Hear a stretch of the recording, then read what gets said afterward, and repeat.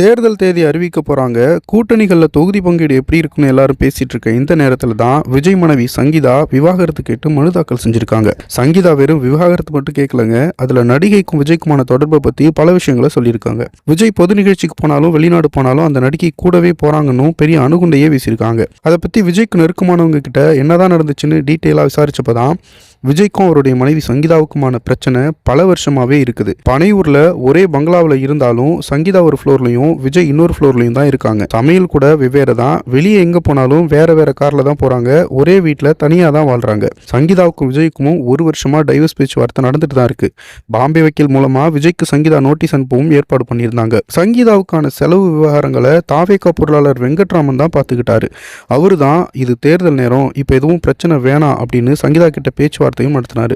ஆனா இப்போ எல்லாமே கை மீறி போயிடுச்சு. சங்கீதா விவாகரத்து மனுவில் நடிகை பேரை சொல்லல, ஆனா நடந்த சம்பவங்களை எல்லாத்தையும் சொல்லும்போது வாய் தவறி அந்த நடிகை வேற யாரும் கிடையாது, நடிகை திரிஷா தான் அப்படின்னு சொல்லிட்டாங்க. இந்த விஷயம் ஏற்கனவே எரியிறத்தில எண்ணெய் ஊத்துன மாதிரி பயங்கரமா பத்திக்கிட்டு எரியுது.